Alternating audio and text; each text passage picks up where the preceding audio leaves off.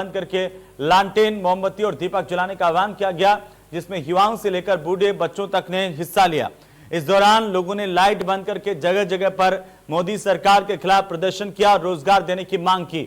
उधर अयोध्या में राम मंदिर का निर्माण कार्य तेजी से चल रहा है। इसी बीच कुछ लोगों ने राम मंदिर ट्रस्ट के बैंक खाते में सेंधमारी कर दी है। बताया जा रहा है कि कुछ लोगों ने फर्जी चेक के जरिए ट्रस्ट के खाते से करीब 6 लाख रुपए निकाल लिए। और आखिर में बात यूपी के कई जिलों में जारी बाढ़ के कहर की भी आज करेंगे। उत्तर प्रदेश के कई जिलों में बाढ़ आफत बनी हुई है। बाढ़ के बीच प्रशासन लोगों को सुरक्षित स्थानों पर पहुंचाने में लगा हुआ है। राहत और बचाव का काम जारी है। इसी बीच आपकी टीवी स्क्रीन पर मेरे दोनों तरफ अलग अलग 4 तस्वीरें आप देख पा रहे हैं, जिसमें कोरोना का कोहराम किस तरह से चल रहा है उसकी तस्वीरें, साथ ही साथ भगवान राम के खाते में भी अब सेंधमारी हो गई है। वहीं सरकार के खिलाफ देश भर में हल्ला बोला गया। मोदी सरकार के खिलाफ देश भर के साथ साथ उत्तर प्रदेश में भी लोगों ने बढ़ चढ़कर हिस्सा लिया, हल्ला बोला, रोजगार की मांग की और बाकी के मुद्दों को उठाया। साथ ही एक नजर आप नीचे की तस्वीर पर भी डालिए कि किस तरह से बलिया में बाढ़ का कहर है। उत्तर प्रदेश के 16 से ज्यादा जिले, यानी कि इस वक्त 19 जिले कुल मिलाकर के हम बात करें तो बाढ़ के प्रभाव में लोग परेशान हैं।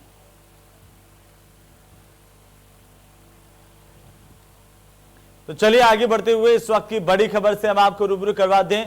ये वो खबर जिससे आपका सीधा सरोकार है। इंडिया न्यूज पर सबसे बड़ी खबर, उत्तर प्रदेश में 24 घंटे में 6000 से ज्यादा कोरोना के मामले सामने आए हैं। संक्रमितों की संख्या 2,85,041 हो गई और 64,028 एक्टिव केस बताए जा रहे हैं। इस तरह से बढ़ते हुए आंकड़े लगातार चिंता पैदा करने वाले हैं। और साथ ही हम आपको बता दें 4,112 लोगों की मौत अब तक हो चुकी है। ये मौत के आंकड़े जहां बढ़ रहे हैं तो संक्रमण के मामले भी बढ़ रहे हैं। अब सब कुछ अनलॉक हो गया है, तो ऐसे में कोरोना भी अब लॉक्ड नहीं रहा है, वो भी अनलॉक हो गया। लगातार जो संक्रमण है वो बढ़ता जा रहा है। लोगों के लिए जान की मुसीबत है। सरकार की कोशिशों के बावजूद भी अब तक जो आंकड़ा है वो लगातार बढ़ता हुआ दिखाई दे रहा है। 4,112 लोग मौत के मुंह में समा चुके हैं अकेले उत्तर प्रदेश में। देश भर में इस संख्या बहुत ज्यादा है।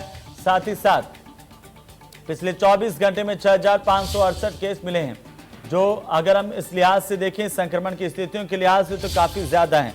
सरकार, प्रशासन, चिकित्सा महकमा सब कुछ लगे हुए हैं, लेकिन कोरोना अनलॉक है। कोरोना की संख्या लगातार बढ़ रही है, जो चिंता पैदा करने वाली है। सरकार, प्रशासन के साथ साथ आम लोगों की भी जिम्मेदारी है कि कोरोना की इस लड़ाई में वे एहतियात बरतें, जागरूकता का परिचय दें। तो जिस तरह से मामले बढ़े हैं वो मामले चौंकाने वाले हैं, चिंता पैदा करने वाले हैं। हालांकि प्रशासन की अपनी कोशिशें हैं, लेकिन लोग किस तरह से कोरोना को लेकर के लापरवाह हो गए हैं वो आपको बाजारों में देखने को मिलेगा, या फिर उन इलाकों में जहां पर प्रदर्शन हो रहे हैं, जहां पर भीड़ इकट्ठा हो रही है, वहां पर ना तो मास्क को लेकर के कोई जागरूकता दिखती है और ना ही सोशल डिस्टेंसिंग, जिसकी बात सरकार करती आई है। आखिरकार ऐसा क्यों हो रहा है,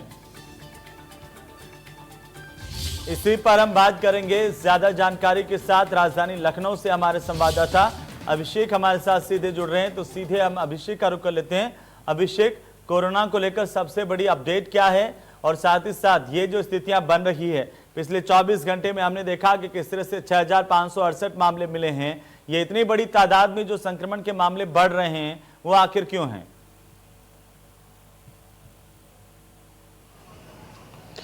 देखिए हेमंत, बताएं, उत्तर प्रदेश सरकार इस कोरोना के मामले को पूर्ण रूप से भांप चुकी है और उन्होंने कहीं में कहीं इस भारी कोरोना संकट काल में जो निर्णय हैं उनके सरकार के, उन्होंने साफ कर दिया है कि उत्तर प्रदेश में अब लॉकडाउन नहीं लगाया जाएगा।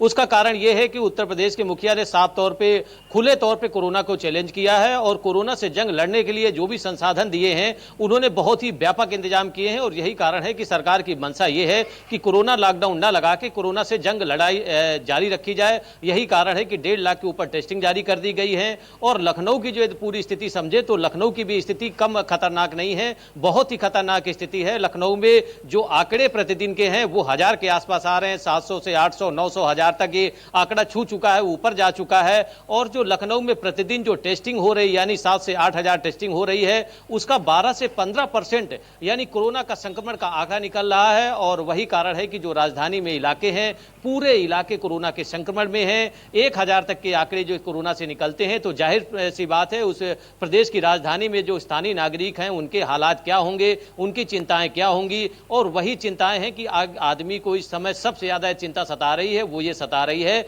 कि सरकार को लॉकडाउन लगाना चाहिए। लेकिन सरकार की मंशा साफ है कि सरकार अब लॉकडाउन नहीं लगाना चाहती है और कोरोना से ही जंग जीतने में लगी है और कोरोना के साथ जीने की आदत एक प्रकार से डलवाने का प्रयास है सरकार का। लेकिन जो हालात हैं वो बेहद चिंताजनक हैं और यही कारण है कि जो राजधानी समेत पूरे उत्तर प्रदेश में कोरोना फैला है और उसमें व्यापक इंतजामों के बाद इस समय जो तस्वीर है वो विपरीत नजर आ रही है और कोरोना का संक्रमण काल बहुत ही गहरा खतरनाक होता नजर आ रहा है। हेमंत, क्योंकि अभिषेक लगातार सरकार ने इसमें कोई शंका नहीं है कि टेस्टिंग बढ़ाई है, लेकिन देखिए पहले लॉकडाउन था जब आंकड़े बेहद कम थे, उसके बाद अनलॉक किया गया, लेकिन 2 दिन का लॉकडाउन रखा गया शनिवार रविवार।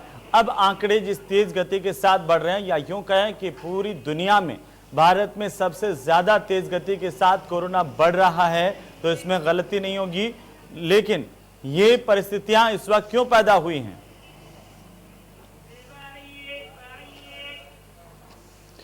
देखिए हेमंत, बताना चाहेंगे कि ये परिस्थितियां इसलिए उत्पन्न हुई हैं चूंकि जो सरकार के प्रयास थे, पूरे जो जिला प्रशासन द्वारा जो कोरोना का लॉकडाउन के लिए गाइडलाइन जारी की गई थी, उनकी जो स्थिति थी उनमें जो सही तरीके से पालन ना हो पाना, ये कारण है कि आजकल जो स्थितियां हैं उत्तर प्रदेश में 6000 से 7000 तक कोरोना के संक्रमण के मरीज मिल रहे हैं। और वही कारण है कि जो चिंताएं बढ़ी है सरकार की और स्थानीय नागरिकों की, लेकिन जो कोरोना का इलाज है, जो कोरोना से समस्याएं उत्पन्न हो रही है उसमें कोई लगाम नहीं है। लखनऊ की बात करें तो कल की तारीख में एक निजी अस्पताल में एक कोरोना की मरीज की जान इसलिए चली गई चूंकि उस निजी अस्पताल ने अपने निजी लालच के चक्कर में उस व्यक्ति की कोरोना की जांच ही नहीं कराई और उपचार करता रहा। और आखिरकार जब उसके अभिभावकों ने ये सीएमओ ऑफिस में कंप्लेन की, तब कहीं उसमें जाके जब वो टीम जांच के लिए आई तो उसको डर सताने लगा कि कहीं मेरा अस्पताल नसीब हो जाए। और उस साथ साथ इस बात पर भी ध्यान देना होगा कि प्रशासन के प्रयास से आम जनता कितनी जागरूक है, लोगों को कितना जागरूक होना है। बहुत बहुत शुक्रिया हमारे साथ जुड़ने के लिए, तमाम जानकारी के लिए। तो चलिए अब हम अगली खबर का रुख करते हैं। गरीबी, बेरोजगारी, किसानों के मुद्दे और भुखमरी को मुद्दा बना करके देश भर में युवाओं की तरफ से प्रदर्शन किया गया, तो इसमें राजनीतिक दल भी शामिल हुए। उत्तर प्रदेश में समाजवादी पार्टी के कार्यकर्ताओं ने जगह जगह प्रदर्शन किया है, जहां पर लोगों ने मोदी सरकार को उसी की भाषा में जवाब दिया, उसी की स्टाइल में प्रदर्शन किया, यानी कि नो बस्कर यह हैशटैग भी चला, जो पूरे देश में, पूरी दुनिया में 10 लाख से ज्यादा ट्वीट हुए इस हैशटैग पर। और हम आपको बता दें 9 बजे 9 मिनट का हैशटैग था। तस्वीरें आपकी टीवी स्क्रीन पर, 4 अलग अलग जगहों की तस्वीरें हैं, पहली कानपुर की, दूसरी इटावा की, तीसरी हमीरपुर की और चौथी प्रयागराज की, जहां पर लोगों ने 9 बजे से 9 मिनट का विरोध प्रदर्शन किया। तमाम लाइटें बंद की गई और साथ ही साथ मोमबत्ती और टॉर्च या फिर मोबाइल की टॉर्च जलाकर प्रदर्शन किया गया। समाजवादी पार्टी के कार्यकर्ताओं ने दिए जलाए, केंद्र सरकार के साथ ही उत्तर प्रदेश की सरकार पर हमला बोला, कहा कि लगातार सरकारें युवाओं के साथ छल कर रही हैं, कभी पकौड़ा तलने का सपना दिखाती है तो कभी अन्य जुमले बताकर उनको भ्रमित करती है। सरकार युवाओं को रोजगार देने में, कानून व्यवस्था में पूरी तरीके से विफल साबित हुई है। उसी की वजह से लोग सड़कों पर उतर रहे हैं, प्रदर्शन कर रहे हैं। तो ये अलग अलग तस्वीरें हम आपको दिखा रहे हैं किस तरह से यहाँ पर बेरोजगारों ने और कांग्रेस, समाजवादी पार्टी, विपक्षी दलों की ओर से ये जोरदार प्रदर्शन देश भर में देखा गया। उत्तर प्रदेश की तस्वीरें हम आपको दिखा रहे हैं। ज्यादा जानकारी के साथ हमारे संवाददाता रवि हमारे साथ जुड़ चुके हैं। रवि, किस तरह से पूरे उत्तर प्रदेश में प्रदर्शन किया गया, देखने को मिला, किस अंदाज में प्रदर्शन था? देखिए, ये प्रदर्शन बेरोजगारी और निजीकरण के विरोध में था, जो कि समाजवादी पार्टी के राष्ट्रीय अध्यक्ष हैं अखिलेश यादव के आह्वान पर किया गया। कल 9 तारीख थी और रात के 9 बजे 9 मिनट तक जो सभी लाइटें थी वो बंद की गई। उसके बाद अपने अपने तरीके से रोशनी करने की कोशिश वो की गई, चाहे वो मोमबत्ती जलाकर की हो, दिए जलाकर की हो, या मोबाइल की फ्लैश लाइट जलाकर की हो, या मशाल जलाकर की हो। तो ये प्रदर्शन जो था वो समाजवादी पार्टी की तरफ से किया गया था। हालांकि इसमें कांग्रेस का भी समर्थन था, तमाम सारे जो व्यापारी संगठन है वो भी इसमें शामिल हुए, तमाम सारे युवा वो शामिल रहे। कहने का निजीकरण और जो बेरोजगारी है, उसके अलावा तमाम सारी और समस्याएं हैं, चाहे किसानों की समस्याएं हों या कोरोना काल में जिस तरीके से लोगों की जो माली हालत वो खराब हो गई है। तो कुल मिला के तमाम सारी समस्याएं थी। इन्हीं समस्याओं को लेकर ये विरोध था, जो कि कहीं ना कहीं मोदी सरकार को एक बताने की कोशिश की गई कि अगर उनका जो तरीका है कोरोना को लेकर, उसको ही किसी तरीके से देखते हुए ही उन्होंने जिस तरीके से कल 9 तारीख थी और रात के 9 बजे 9 मिनट तक सभी लाइटों को बंद कर कर ये विरोध जताया है, जिसमें साफ करें तो तमाम सारे जो संगठन है वो शामिल हुए। समाजवादी पार्टी की तरफ से ये आह्वान किया गया था, जिसमें कांग्रेस का भी समर्थन मिला और तमाम सारे जो युवा थे वो भी इस विरोध में शामिल भी हुए। रवि, पूरे देश भर में बेरोजगार इस मसले पर हल्ला बोलते हुए मोदी सरकार के खिलाफ नजर आए। क्या कई जगह पर कार्रवाई भी हुई है, इस तरह की खबरें भी है। लेकिन फिलहाल बहुत बहुत शुक्रिया हमारे साथ जुड़ने के लिए, तमाम जानकारी के लिए। ये तस्वीरें हम आपको दिखा रहे हैं। तो चलिए अगली खबर का हम रुख कर लेते हैं। अयोध्या से बड़ी खबर, जहां पर राम जन्मभूमि तीर्थ क्षेत्र ट्रस्ट से जालसाजी का मामला सामने आया। ट्रस्ट के खाते से जालसाजी करके लाखों रुपए निकाले गए। फर्जी चेक लगा करके लखनऊ के 2 बैंकों से पैसे निकालने की वारदात सामने आई। कोतवाली अयोध्या में अज्ञात के खिलाफ मुकदमा दर्ज किया गया। ट्रस्ट के खाते से करीब 6 लाख रुपए निकाले गए। सूत्रों के हवाले से जानकारी मिली है। ये संख्या ज्यादा भी हो सकती है, लेकिन फिलहाल जो खबर है आपको बता दें कि जो फ्रॉड करने वाले लोग हैं उन्होंने राम मंदिर ट्रस्ट को भी नहीं बख्शा। राम जन्मभूमि ट्रस्ट के बैंक खाते से लाखों रुपए की निकासी हुई है। ज्यादा जानकारी के साथ हमारे संवाददाता अबुल बशर हमारे साथ जुड़ चुके हैं। अबुल, क्या कुछ जानकारी? बड़ी घटना है, क्योंकि राम जन्मभूमि तीर्थ ट्रस्ट का जो खाता है उससे फर्जी चेक लगाकर लखनऊ से पहले 2.5 लाख रुपए निकाले गए। उसके बाद बताया जा रहा है कि 3.5 लाख रुपए दूसरे चेक से निकाले गए और फिर जब तीसरा चेक लगाया गया कुछ दिनों बाद, 3 दिन बाद, तो उसके बाद फिर क्लेरिफिकेशन के लिए बैंक ने ट्रस्ट से संपर्क किया फोन पर। तब बात पता चली कि ट्रस्ट के खाते से पैसे निकाले जा रहे हैं, जिसके बाद ट्रस्ट के लोग हरकत में आए और देर रात अयोध्या कोतवाली में दर्ज करा दिया गया है मुकदमा। लेकिन सवाल उठता है कि लखनऊ में इस तरीके की घटना हो जाती है और किसी को कानो कान खबर नहीं होती है। और दूसरी चीज ये है कि जालसाज या धोखाधड़ी करने वाले लोग इतने ज्यादा शातिर हैं कि अब वो चलिए बहुत बहुत शुक्रिया अबुल तमाम जानकारी के लिए। और आगे बढ़ेंगे, अब बात कर लेते हैं बाढ़ की। दरअसल बलिया में बाढ़ से बचाव के लिए बाढ़ विभाग हर कोशिशें कर रहा है। डीएम श्री हरि प्रताप शाही ने नौरंगा के इलाके में भ्रमण कर बाढ़ और कटान का जायजा लिया। उन्होंने नदी पार पचरुखिया दियारे से धारा मोड़ने के लिए किए गए खुदाई और ड्रेनेज काम को भी देखा। डीएम ने बाढ़ खंड के अधिकारियों से बचाव कार्य संबंधी जानकारी ली और जरूरी दिशा निर्देश दिए हैं। ड्रेजिंग कार्य के निरीक्षण के दौरान बताया गया कि यह प्रोजेक्ट 13 किलोमीटर का था, लेकिन समय से पहले पानी आ जाने की वजह से पहले चरण में 3650 मीटर लंबाई में काम करवाया गया।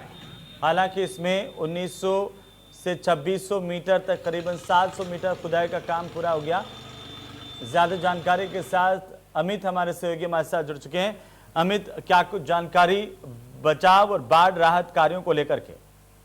जी अहमद जी, बता दें कि आप लोगों की बलिया के जो जिलाधिकारी हैं और वो बहुत सख्त हैं बाढ़ को लेकर, और बाढ़ विभाग भी इस मामले को लेकर गंभीर हो गया है और हर जगह जांच कर रहा है और हर जगह जहाँ जहाँ कटान की क्षमता है वहाँ सरकार युद्ध स्तर पर की जा रही है वहाँ पे। चलिए बहुत बहुत शुक्रिया हमारे साथ जुड़ने के लिए, तमाम जानकारी के लिए। बलिया की तस्वीरें। चलिए आगे बढ़ेंगे। भारतीय वायुसेना आज अंबाला वायुसैनिक अड्डे पर विधिवत तौर पर राफेल विमानों को अपने बेड़े में शामिल करेगी। ये विमान वायुसेना के 17वें स्क्वाड्रन गोल्डन एरो का हिस्सा होंगे। 5 राफेल विमानों का पहला जत्था 27 जुलाई को फ्रांस से अंबाला के वायुसैनिक अड्डे पर पहुंचा था। रक्षा मंत्री राजनाथ सिंह और फ्रांस के रक्षा मंत्री फ्लोरेंस पार्ली इस मौके पर आयोजित कार्यक्रम में मुख्य अतिथि होंगे। प्रमुख रक्षा अध्यक्ष जनरल विपिन रावत, वायुसेना प्रमुख एयर चीफ मार्शल के भदौरिया, रक्षा सचिव डॉक्टर अजय कुमार, रक्षा विभाग के सचिव और डीआरडीओ के अध्यक्ष डॉक्टर जी सतीश रेड्डी के साथ ही रक्षा मंत्रालय और सशस्त्र बलों के कई वरिष्ठ अधिकारी, भारतीय वायुसेना के कर्मचारी अधिकारी मौजूद होंगे। अंबाला नौसैनिक अड्डे पर राफेल विमान का औपचारिक अनावरण होगा। पारंपरिक तौर पर सर्वधर्म पूजा के साथ यह अनावरण किया जाएगा। इस मौके पर राफेल विमान करतब दिखाएंगे, जिसमें तेजस विमान के साथ सारंग एरोबेटिक टीम भी शामिल होगी। इसके बाद में राफेल विमान को पारंपरिक तरीके से वाटर कैनन की सलामी दी जाएगी। समारोह का समापन वायुसेना के 17वें स्क्वाड्रन में राफेल विमान को विधिवत तौर पर शामिल किए जाने के साथ ही होगा। आयोजन के बाद भारतीय और फ्रांसीसी प्रतिनिधिमंडल की द्विपक्षीय बैठक होगी।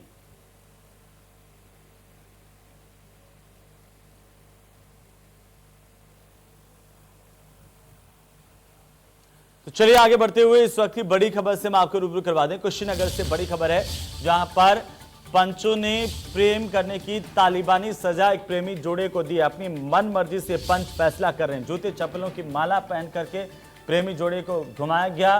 प्रेमी प्रेमिका के मुंह पर कालिक पोत दी गई, हर कोई चुप रहा। 12 लोगों को गिरफ्तार किया गया, जिसमें मुख्य आरोपी एक सभासद जिसकी गुंडई लगातार देखने को मिलती है, वो भी इसमें शामिल है। उसकी गिरफ्तारी भी हुई है और यह कहा जा रहा है कि सभासद के डर से कोई नहीं बोला और ये अपना मनमाना तरीके से राज वहां पर कानून के समक्ष चलाता है। ना अधिकारियों को कुछ समझता है, ना ही पुलिस को। तो चलिए इसी के साथ ही इस बुलेटिन में फिलहाल इतना ही। नमस्कार।